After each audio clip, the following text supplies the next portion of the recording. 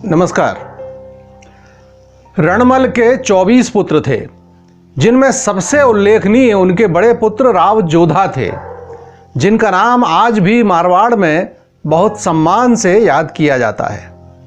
मेवाड़ के साथ हुए संघर्ष में जहां एक ओर रणमल मारे गए तो दूसरी ओर राठौड़ों की राजधानी मंडौर पर भी गहलोतों का कब्जा हो गया। जोधा जी को जान बचाने के लिए जंगलों की शरण लेनी पड़ी, लेकिन जोधा के उत्साह और आत्मविश्वास में कोई कमी नहीं आई। अरावली की वन उपत्यकाओं में छुपे हुए भी वे अवसर की ताक में रहे। एक दिन बड़ा ही शुभ शकुन हुआ, जिसने संगी साथियों सहित जोधा जी के मन में भी उत्साह का संचार कर दिया। हुआ यूं कि उनके भाले पर शुभ माने जाने वाला शंसी पक्षी आकर बैठ गया और बार बार शब्द करने लगा। वहां उपस्थित चारण ने अविलंब कहा, महाराज, यह वही पुराण वर्णित शयन पक्षी है जिसका रूप रखकर देवराज इंद्र राक्षसों से अमृत ले गए थे। अतः यह बहुत ही शुभ शकुन है।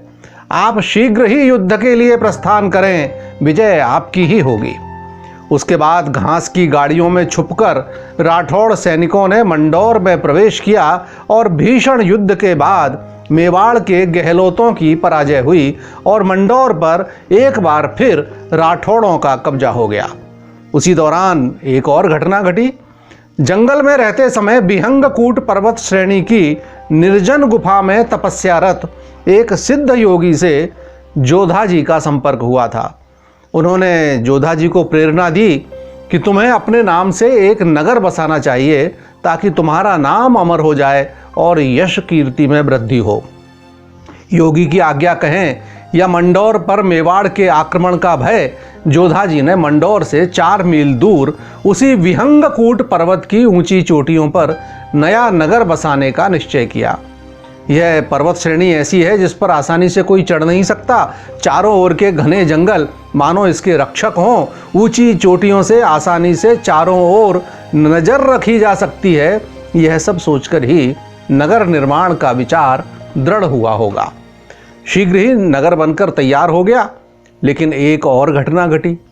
जिस सिद्ध योगी की प्रेरणा से यह नगर बसाने का काम शुरू हुआ था, असावधानीवश उन्हीं की गुफा इस दौरान ढहा दी गई। तपस्वी तो अपना चिमटा कमंडल उठाकर अन्यत्र चले गए, लेकिन जाते जाते श्राप भी दे गए, जिसके परिणाम स्वरूप क्षेत्र पेयजल विहीन हो गया, सारा पानी खारा हो गया। जोधा जी और उनके बाद उनके वंशजों ने बहुत प्रयत्न किया इस संकट के समाधान का, किंतु समस्या से निजात नहीं मिली। जोधपुर वाले आज भी उस ऋषि की तपस्या स्थली को आदर सहित प्रणाम करते हैं। नवनिर्मित जोधपुर शहर में राठौड़ कुल के अनेक लोग आकर बसने लगे और देखते देखते यह नगर उन वीरों के समूह से रक्षित हो गया। इसी दौरान राव जोधा ने मां करणी जी के आशीर्वाद से मेहरानगढ़ दुर्ग की नींव भी रखी। मंडौर से जोधपुर आने के पूर्व जोधा जी ने मंडौर के अग्रभाग में मरुभूमि के अनेक वीरों की प्रस्तर प्रतिमाएं स्थापित करवाईं। ये सभी मूर्तियां घोड़े पर चढ़ी हुई योद्धा वेश में सन्नद्ध, दाहिने हाथ में बर्छे को उठाए, बाएं हाथ में घोड़े की लगाम थामे, पीठ पर ढाल और तरकस, कंधे पर धनुष, कमर में तलवार, कमरबंद में छुरी ऐसी प्रतीत होती हैं मानो अभी जीवित होकर युद्ध भूमि की ओर प्रस्थान करने वाली हैं। स्थापत्य कला की इन बेजोड़ कलाकृतियों में पाबूजी, रामदेव आदि राठौड़ वीर तो हड़बू सांकला व चौहान वीर गोगा जी की भी मूर्तियां हैं। चौहान वंशीय गोगा जी तो आपको स्मरणीय होंगे, जिन्होंने अपने 47 पुत्रों के साथ महमूद के आक्रमण को रोकने में अपने प्राण न्यौछावर किए थे। वीर गोगा जी से संबंधित वीडियो की लिंक इस वीडियो के अंत में दी जा रही है। यह सौभाग्य का विषय है कि समय के साथ मेवाड़ और मारवाड़ के संबंधों में खटास दूर हुई और इन पराक्रमी वीरों ने एक दूसरे से आत्मीय संबंध विकसित किए। राव जोधा जी के 14 पुत्रों में से सबसे बड़े संताल जी ने पिता का राज्य छोड़कर अपने भुजबल से राजस्थान के उत्तर पश्चिम में एक नया किला बनवाया, सातलमेर। यह किला पोकरण से 3 कोस की दूरी पर स्थित है। इनका यवन राजा सराय खान से विवाद हुआ और संघर्ष में दोनों ही मारे गए। संताल का अंतिम संस्कार सैगो नामक स्थान पर हुआ। जोधा के चौथे पुत्र दूधा ने मेड़ता के विशाल क्षेत्र में अपना साम्राज्य स्थापित किया और उनके वंशज आज मेड़तिया राठौड़ के नाम से जाने जाते हैं। चित्तौड़ की रक्षा करते हुए दिल्लीश्वर अकबर के दांत खट्टे करने वाले वीर केशरी जयमल उनके ही पौत्र थे। परम कृष्ण भक्त विदुषी मीराबाई भी इन्हीं दूधा के कुल में उत्पन्न हुई थीं, जिनका विवाह मेवाड़ के राणा कुल में हुआ था। एक पुत्र बीदा ने मोहिलों के राज्य पर आक्रमण कर उन्हें अपने अधीन किया तो छठवें पुत्र बीका ने जाटों के इलाके पर धावा बोला। मुख्यतः कृषि पर आधारित रहने वाले जाट लगातार होने वाले मोहिलों और भाटियों के आक्रमणों से त्रस्त रहते थे। अतः मोहिलों को परास्त करने वाले राठौड़ों को उन्होंने अपना संरक्षक ही माना और एक पंचायत बुलाकर बिना किसी संघर्ष के बीका को राज्य सौंप दिया। बदले में भाटियों से उनकी रक्षा करने का वचन बीका ने दिया और उनके निजी जीवन व आजीविका पर भी कोई प्रतिबंध न किए जाने का आश्वासन उन्हें दिया। इस प्रकार बीका के नाम पर उनकी नई राजधानी बीकानेर बनने का मार्ग प्रशस्त हुआ। राज सिंहासन पर बैठते समय जिस पांडु ने राव बीका के मस्तक पर तिलक किया, उसके वंशज ही लगातार बीकानेर के नए शासकों को तिलक करते रहे। बदले में राजा उन्हें 25 स्वर्ण मुद्राएं देकर सम्मानित करता। शासक और शासित का यह स्नेह संबंध भारत के अतिरिक्त और कहां देखने में आएगा। अमेरिका के मूल निवासियों को मारकर उनकी नस्ल समाप्त कर देने वाले स्वयंभू सभ्य इसे नहीं समझ सकते। जोधा की मृत्यु के बाद उनकी गद्दी संभाली राव सूजा ने। उनके समय में एक बड़ी घटना घटी।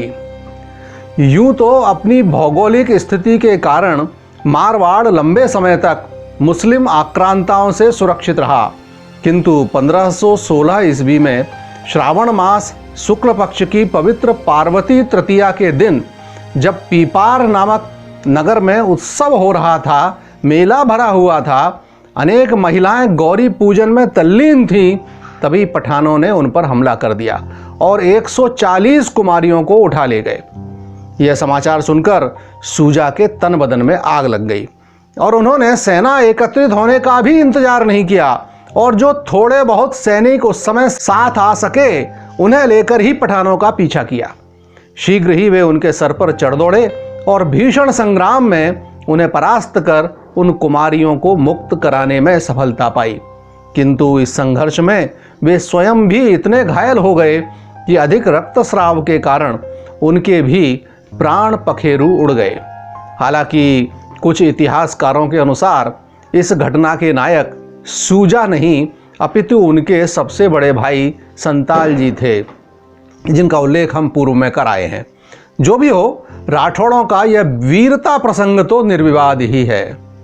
सूजा के बड़े पुत्र पहले ही स्वर्गवासी हो चुके थे, अतः उनके पौत्र अर्थात बड़े पुत्र के पुत्र गांगा जी को राज्यभार सौंपा गया तो उनके चाचा शेरवा को नागवार गुजरा। अधमता की पराकाष्ठा तो तब हुई जब शेरवा मुस्लिम शासक दौलत खान के साथ जा मिला। दौलत खान ने मध्यस्थ बनकर राज्य का विभाजन कराना चाहा, लेकिन बुद्धिमान और पराक्रमी गांगा ने यह होने नहीं दिया। राज्य का बंटवारा माने शक्तिहीन कमजोर होना। युद्ध हुआ जिसमें अधिकांश सरदारों ने गांगा का ही साथ दिया। नतीजतन शेरवा मारे गए और दौलत खान भी घायल और अपमानित होकर भागने को विवश हुआ। उसके बाद गांगा ने 12 वर्ष तक निष्कंटक राज्य किया। यह वह दौर था जब बाबर ने इस पावन भारत भूमि पर आक्रमण किया था। खानवा के प्रसिद्ध युद्ध में राणा सांगा के साथ राठौड़ वीरों ने भी अतुलनीय पराक्रम का प्रदर्शन किया और आत्माहुति दी। भक्तिमती मीराबाई के पिता रतन सिंह और उनके भाई मेड़ते के राव बीरमदेव ने इस युद्ध में वीर गति पाई। वीर गति पाने के पूर्व गांगा के पौत्र रायमल का प्रबल पराक्रम तो देखते ही बनता था, तो उनके पिता मालदेव ने भी अपने जौहर दिखाए और घायल सिंह महाराणा सांगा को युद्ध भूमि से सुरक्षित बाहर लाने में मदद की। अगर राजपूत कुल कलंक तमर सलहदी बाबर से मिल न जाता तो हिंदुस्तान का इतिहास ही कुछ और होता। अगले अंक में इन्हीं मालदेव जी के प्रसंग देखना सुनना न भूलिए। नमस्कार।